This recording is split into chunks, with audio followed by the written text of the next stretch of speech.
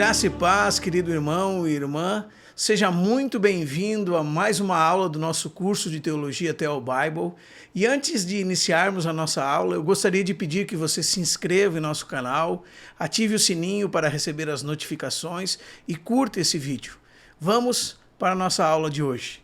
Hoje nós iremos falar sobre o juízo final, dentro desse tema da doutrina fundamental. Chegamos agora às últimas coisas, a escatologia.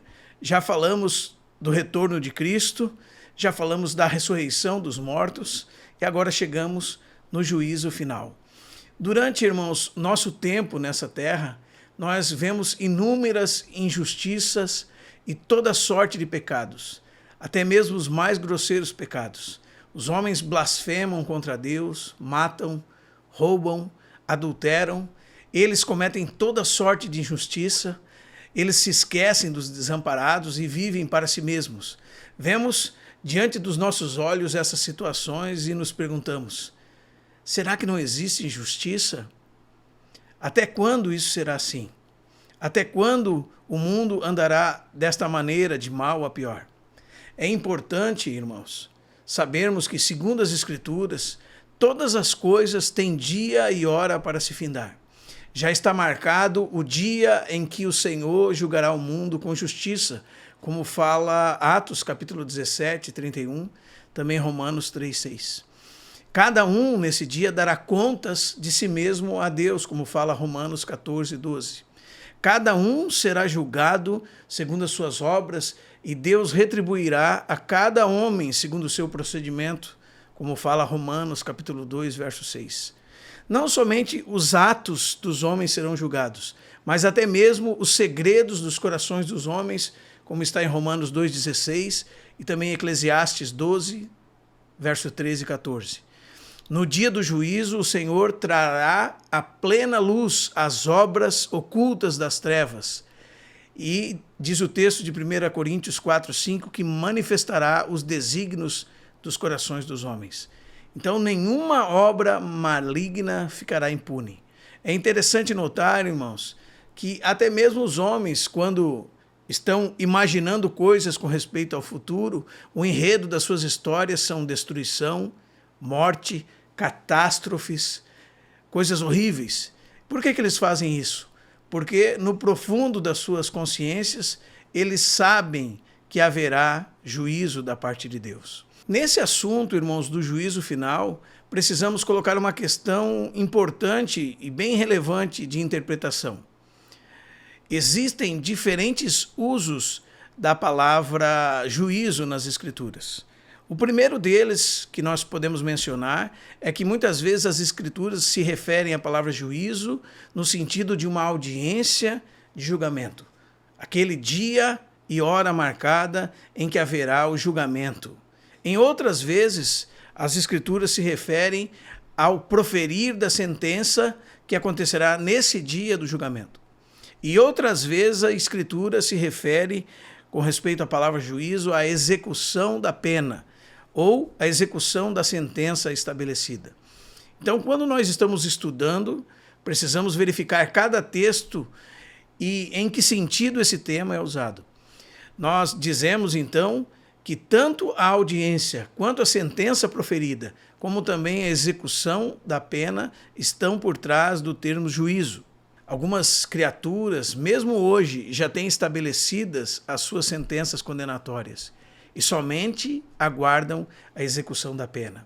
Então, as Escrituras dizem que o príncipe deste mundo já está julgado, que os ímpios já têm uma sentença contra eles, que o mundo também tem uma sentença contra eles. Esses são alguns aspectos da expressão o juízo de Deus em diferentes significados. Avançando um pouco mais, vamos ver os juízos de Deus ao longo da história humana.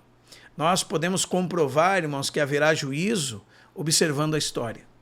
Em vários lugares das Escrituras, vemos Deus aplicando o seu justo juízo sobre os homens. Estes não são outra coisa senão pré-anúncios do que será no dia final. alertas, até mesmo, podemos dizer. E o primeiro deles que nós podemos mencionar no dia de hoje é o dilúvio.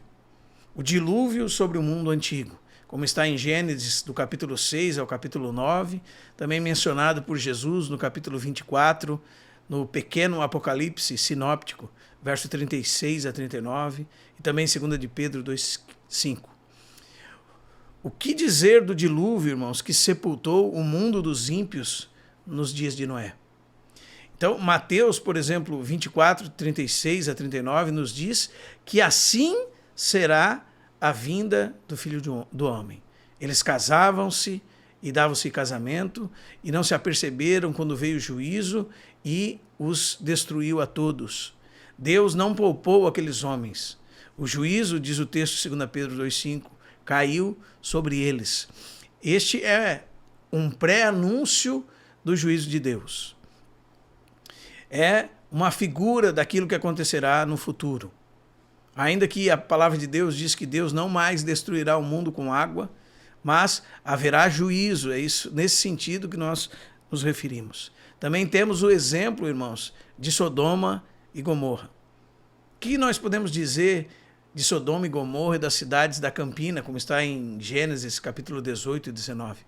Deus estava em Abraão, irmãos, cumprindo seu propósito de ter uma nação que se chamaria pelo seu nome. Eles, como representantes de Deus, deveriam ser diferentes dos demais povos da terra. Na relação de Deus com Israel, tudo deveria ser conforme o caráter de Deus. E todas as ações de Israel deveriam expressar o caráter de Deus. Eles deveriam guardar o caminho de Deus e praticar a justiça e o juízo. Esse era o plano de Deus para eles. E Deus diz isso em Gênesis capítulo 18, verso 17 a 19. Caso eles não procedessem assim, Deus mesmo os julgaria. E para dar o exemplo disso, Deus mostrou a Abraão o juízo sobre Sodoma e Gomorra e as cidades da planície. Para que naquele relato, ou aquele relato servisse de exemplo para Abraão e todos os seus descendentes. Judas, em sua epístola, nos diz que essas cidades, elas haviam se entregado à prostituição e foram postas, segundo Judas diz, como exemplo do fogo eterno, sofrendo eles punição. Então, irmãos, eles estão aí para nos lembrar que Deus é o juiz de toda a terra, como Abraão disse em Gênesis capítulo 18, verso 25. E é assim que Deus é chamado nessa passagem. É assim que Deus é apresentado nesse contexto de Gênesis 18 e 19. O Deus que julga com justiça e é juiz de todos. Esse é mais um exemplo do juízo de Deus ao longo da história. Nós conhecemos a história de Sodoma e Gomorra. Também Deus julgou o Egito. Deus falou a Abraão, irmãos, antecipadamente que seus descendentes seriam escravos por 400 anos. Mas o texto de Gênesis 15, 13 e 14, mencionado por Estevão em Atos 7:7, diz que ele, Deus, julgaria aquela gente a quem Israel estaria sujeita. E de fato nós sabemos que Deus julgou o Egito. O juízo de Deus caiu sobre eles, como podemos ler no livro de Êxodo. Em cada praga, Deus estava executando juízos sobre eles. Também nós temos o exemplo do juízo de Deus sobre a nação de Israel. Aqueles israelitas que foram livres do Egito são um bom exemplo para nós. Deus julgou aqueles homens no deserto, julgou a incredulidade deles, julgou a infidelidade deles, a murmuração deles. Eles tiveram seus cadáveres sepultados no deserto. E eles permaneceram daquela forma como exemplo do juízo de Deus para nós, como 1 Coríntios 10 fala, como Hebreus 3,17. Temos na história de Israel, irmãos, várias ocasiões em que Deus julgou seus pecados. Nós podemos citar, por exemplo, os cativeiros, o assírio em 722 a.C., onde as 10 tribos do norte foram levadas cativas, ou o cativeiro babilônico em 586, quando Jerusalém foi destruída e seus habitantes também levados cativos. Esses são exemplos claros do juízo de Deus vindo sobre a nação de Israel. Então, todos esses juízos de Deus que ocorreram ao longo da história apontam e anunciam o dia do juízo que acontecerá no futuro. Eles mostram um Deus que é um justo juiz e julgará o mundo com justiça. Seguindo adiante, nós podemos falar também do exemplo. Seguindo adiante, nós temos o fato de que Jesus Cristo, nosso Senhor, falou do dia do juízo. Quando ele estava dando instruções aos apóstolos de como deveriam proceder em sua missão de pregar o evangelho, Jesus disse a eles que aquelas cidades que não recebessem eles, contra elas, no dia do juízo, haveria menos rigor do que teve contra Sodoma e Gomorra, como está em Mateus capítulo 10, verso 15. Em outra ocasião, quando Jesus estava acusando as cidades de Corazim e Betsaida, e também Cafarnaum, que mesmo diante de tantos milagres não haviam se arrependido, ele disse que haveria menos rigor no dia do juízo para Tiro e Sidom, para Sodoma e Gomorra, do que para elas, como está em Mateus capítulo 11, verso 20 a 24, mostrando o nosso Senhor que ele confirmava que haveria um dia no futuro em que todos os homens seriam julgados com justiça. Também em Mateus capítulo 12, do verso 38 a 42, naquela ocasião em que uma geração má e adúltera dos dias de Jesus lhe pediu um sinal, ele alegou que o único sinal que seria dado a eles seria o do profeta Jonas, falando da sua morte e da sua ressurreição. Depois disso, ele diz que os ninivitas que creram na pregação de Jonas se levantariam no dia do juízo contra aquela geração e os condenaria. Ele disse também que a rainha do sul se levantaria contra aquela geração e também os condenaria. Por quê? Porque ela veio de longe para ouvir a sabedoria de Salomão. E naquele momento entre eles estava aquele que era maior que Salomão. E eles o rejeitaram. Também, irmãos, nós temos João Batista. E ele disse a respeito de Jesus que Jesus era aquele que batizaria com o Espírito Santo e com fogo. João disse, a sua pá ele a tem na mão. Ele limpará completamente a sua eira. Guardará o trigo no celeiro e queimará a palha em fogo inextinguível. Então, nosso Senhor Jesus falou diretamente do dia do juízo. Falou que haveria menos rigor para algumas cidades naquele dia. Falou que se levantariam testemunhas que condenariam aquelas cidades de Corazim e Betsaida. Jesus falou que o único sinal que seria dado àquela geração adúltera seria o do profeta Jonas, e falou que os ninivitas se levantariam no dia do juízo contra aquela geração.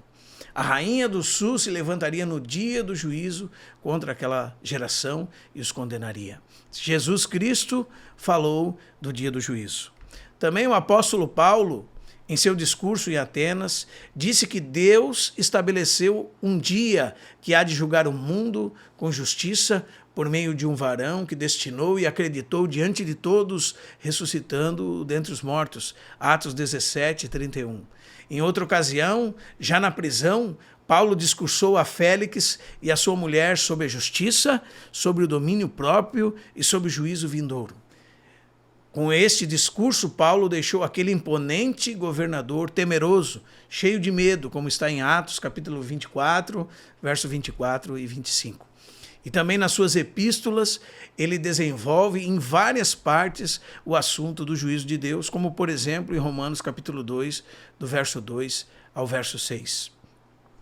Jesus falou de si mesmo como assentado em um trono glorioso e julgando as nações. Deus fala de si mesmo como um juiz, como está em Hebreus 12, 23. Mas vemos que o Pai confiou ao Filho todo o julgamento, como está em João capítulo 5, verso 22 e 23. Pedro, em seu discurso na casa de Cornélio, disse que Jesus os havia ordenado que pregassem ao povo e testemunhassem que por Deus Jesus foi constituído juiz de vivos e de mortos. Atos 10, 42. E Paulo disse, como eu mencionei, que Deus estabeleceu um dia que há de julgar o mundo com justiça por meio de um varão que destinou e acreditou diante de todos, ressuscitando dentre os mortos, o Senhor Jesus Cristo. Também Paulo disse que todos compareceremos perante o tribunal de Cristo. 2 Coríntios 5:10. E Paulo afirma em 2 Timóteo 4:1 que Jesus é juiz de vivos e mortos. Os cristãos terão alguma participação nesse julgamento também. Por exemplo, Jesus menciona que naquele dia os apóstolos se sentarão em tronos para julgar as tribos de Israel. Mateus 19:28. Em 1 Coríntios capítulo 6 é mencionado de que nós havemos de julgar os anjos. Como nós não podemos julgar alguma causa entre nós, é isso que Paulo fala em 1 Coríntios 6, naquele litígio que havia entre os irmãos, levando outros irmãos a tribunais humanos. Também esse assunto se repete em Apocalipse 3:21 e Apocalipse 20, verso 4. Irmãos, mas qual a base do juízo? Nós sabemos que os padrões humanos são muito baixos. Nós vemos referências de retidão, de justiça na humanidade, mas não passam de conceitos fantasiosos ou pequenas expressões de uma realidade. Qual é o padrão de juízo para aquele dia? Qual é a régua de Deus? E nós podemos responder que o padrão é a vontade de Deus revelada em Cristo Jesus. Ou, em outras palavras, Jesus é o varão medida de Deus. É por Jesus que Deus mede todas as coisas. Ele é a régua de medir de Deus. Sua vida, sua retidão, suas palavras, suas obras, este é o padrão de Deus que é a base para o dia do juízo, como está em João capítulo 12, verso 48. Jesus não somente é o juiz naquele dia, mas ele é o padrão de justiça elevado que é estabelecido para aquele dia. Ele é a régua de medir de Deus. Nada que não se conforme com ele receberá louvor da parte de Deus. O Salmo 89 diz que a justiça é a base do trono de Deus. E isso é muito importante e relevante para nós, irmãos. Mas como eu mencionei dos diferentes significados da palavra juízo, agora vamos entrar em algumas sentenças já pronunciadas sobre alguns. Sentenças pronunciadas sobre os ímpios, sentenças pronunciadas contra Satanás, contra os falsos mestres, contra o mundo caído. Existem já pronunciadas da parte de Deus sentenças condenatórias sobre estes. O primeiro deles é a sentença de Deus condenatória sobre todos aqueles que nascem de Adão. Por causa da desobediência de Adão, o juízo de Deus caiu sobre toda a humanidade. Nesse sentido, já há uma sentença condenatória, e essa sentença está sobre todos os descendentes de Adão, como diz, por exemplo, Romanos 5:18.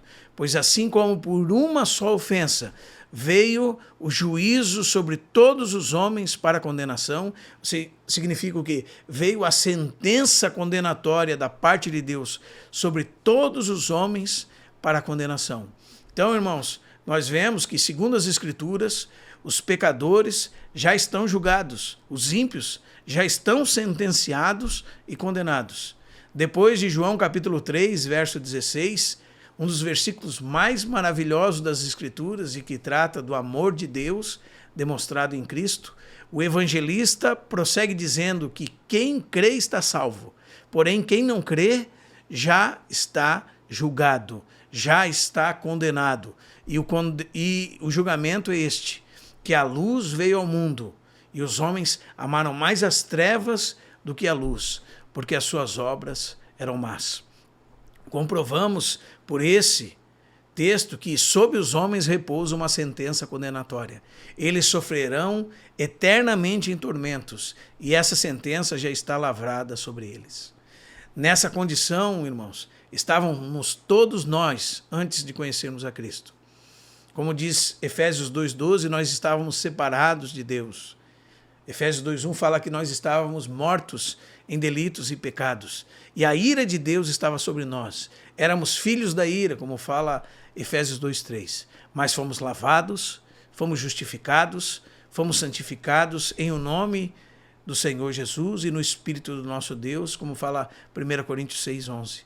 Porém, se esta é a condição de morte e de sentença sob a ira de Deus que está sobre os homens, que podemos fazer para que eles sejam livrados desse juízo? Avançando adiante, irmãos, temos também a sentença condenatória ou juízo estabelecido contra Satanás. Jesus, em João 16:11, disse que quando o Espírito Santo viesse, nos convenceria de 3 coisas. Ele disse do pecado, porque não crê em mim; da justiça, que reside somente na pessoa de Cristo e que daquele momento estaria no Pai; e do juízo, que já estava estabelecido e decretado sobre o príncipe deste mundo. Do juízo, disse Jesus, porque o príncipe deste mundo já está julgado. Existe, então, uma sentença condenatória lavrada contra Satanás no tribunal divino. Ele já está condenado. O seu fim está próximo e ele será atormentado pelos séculos dos séculos na geena de fogo, como está em Apocalipse 20, verso 10. Por isso, o autor de Hebreus pode falar que Cristo, na sua morte, destruiu aquele que tem o poder da morte, a saber, o diabo, como está em Hebreus 2,14. Sua fúria, então, contra os salvos se baseia no fato de que ele sabe que pouco tempo lhe resta, como está em Apocalipse 12:12. Também os anjos que seguiram Satanás serão condenados juntamente com ele naquele dia, como está em 2 de Pedro, capítulo 2, verso 4. Então há um juízo estabelecido contra Satanás. Também há um juízo lavrado contra os falsos mestres. Isso nós vemos no capítulo 2 de 2 Pedro, verso 2 e 3. Entre os condenados e sob sentença proferida estão esses mestres. Eles, à semelhança dos falsos profetas do Antigo Testamento, enganam o povo, fazem do povo objeto de negócio. Eles se satisfazem em seus desejos carnais e julgam estar tranquilos com respeito ao futuro. Porém, irmãos, as Escrituras nos dizem que o juízo lavrado a longo tempo para eles já foi estabelecido e a sua condenação não tarda. O juízo já está preparado para eles. E além disso, nós temos o juízo já estabelecido sobre o mundo caído. Em seu ministério terreno, o Senhor Jesus disse que havia chegado a hora de ser julgado em sua cruz este mundo. E o seu príncipe seria expulso. João capítulo 12, verso 31. Existe um sistema organizado, governado por Satanás, que se desenvolveu ao longo das eras para dominar o ser humano caído, afastando cada vez mais esse ser humano de Deus e o distraindo. Isso nós lemos nas instruções de João, em 1 João capítulo 2, verso 15 a 18. Não ameis o mundo nem as coisas que há no mundo. Se alguém amar o mundo, o amor do Pai não está nele. Pois tudo que há no mundo, a concupiscência da carne, a concupiscência dos olhos e a soberba da vida, não procedem do Pai, mas procedem do mundo. Ele diz, ora, o mundo passa, bem como a sua concupiscência. O mundo tem hora marcada para se findar, para findar o seu domínio. Esse mundo já recebeu uma sentença de condenação sobre ele. Ainda não foi aplicada esta pena, vamos dizer assim. Porém, a sentença sobre este mundo somente aguarda a sua execução. Este é um aspecto do juízo de Deus. Agora, na expansão do reino de Cristo, Deus está sujeitando todos os inimigos debaixo dos pés do Senhor, como fala Hebreus 1:13, Efésios 1:22, 1 Coríntios 15:25. No dia do juízo, irmãos, nós veremos a consumação disto, a consumação desta sentença. Teremos a aplicação da sentença de Deus sobre Satanás, sobre o mundo, sobre os ímpios, sobre os falsos mestres. Deus consumará a sua justiça, dando a cada um deles a paga segundo as suas obras. E precisamos mencionar ainda, irmãos, com respeito ao juízo, esse tema do juízo sobre a casa de Deus. Podemos falar que o Senhor julgará o seu povo. Como Paulo menciona, por exemplo, em 2 Coríntios capítulo 5, verso 10, porque importa que todos nós compareçamos perante o tribunal de Cristo, para que cada um receba segundo o bem ou o mal que estiver feito por meio do corpo. Muitas vezes as Escrituras nos afirmam que nós seremos julgados por Deus no tocante àquilo que fizemos por meio do corpo. Quando Paulo está tratando da maneira em que devemos acolher uns aos outros e ser cuidadosos uns com os outros, independente do que cada um faça ou se porte no tocante à comida ou guarda de dias, e que nós não devemos julgar uns aos outros, então Paulo diz o seguinte, no verso 10 do capítulo 14 de Romanos, ele diz, porque todos compareceremos diante do tribunal de Deus.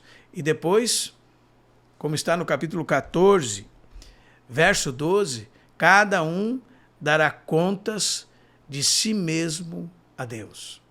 Depois, o apóstolo Pedro também fala sobre isso. Ele fala que o juízo começa por nós, começa sobre a casa de Deus. E, aliás, irmãos, esse texto parece-me ter um aspecto até mesmo do dia que estamos vivendo, da nossa era presente. Deus julgando o seu povo ainda nessa era por meio dos sofrimentos segundo a sua vontade.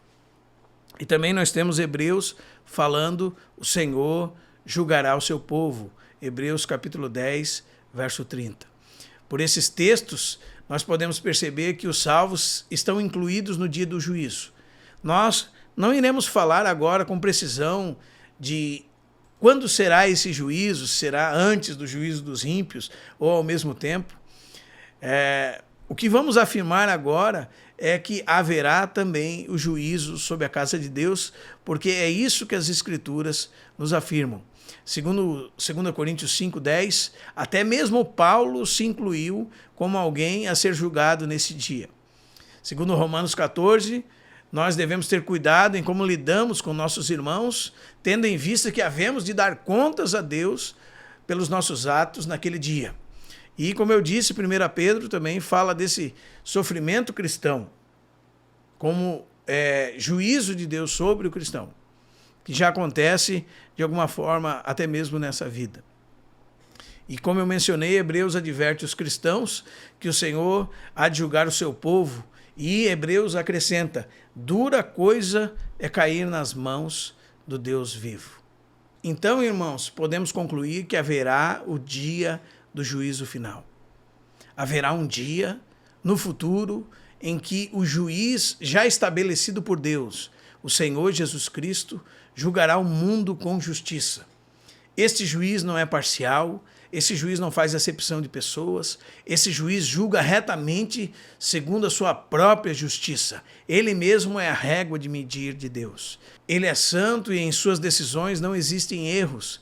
Desde já, durante toda a história do homem, Deus tem dado provas e exemplos de juízos que culminarão no dia do juízo final e na aplicação da pena nesse juízo. Todos comparecerão nesse dia, vivos e mortos, Satanás e seus anjos, céu e terra. Neste dia se abrirão os livros com os registros das obras de todas as criaturas, como está em Apocalipse capítulo 20, verso 11 a 15. Naquele dia haverá testemunhas de acusação e condenação contra muitos, contra cidades e indivíduos. E cada um receberá a execução da sua pena de maneira justa e proporcional, como nós mencionamos Romanos 2,6. Neste dia, aquilo que foi feito pelos ímpios receberá justo castigo. Uma vez realizado o juízo, estabelecida e executada a sentença, esta será permanente e irrevogável. Isto é muito importante. Não haverá apelação. Os justos e os ímpios serão enviados para seus respectivos destinos. O veredito jamais poderá ser alterado. Uns irão, infelizmente, para o castigo eterno, outros para a vida eterna. É assim que nós concluímos a nossa aula de hoje. Se você foi abençoado por essa aula, compartilhe com o maior número de pessoas possível.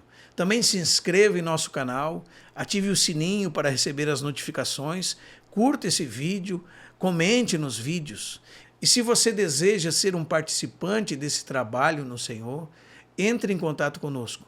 Precisamos de pessoas que ponham os ombros juntamente conosco, na oração e também financeiramente, para que nós possamos ofertar de maneira gratuita esse curso a todos os irmãos, aos que podem contribuir, aos que não podem contribuir, para que juntos todos nós cresçamos na graça e no conhecimento que há no Senhor Jesus Cristo.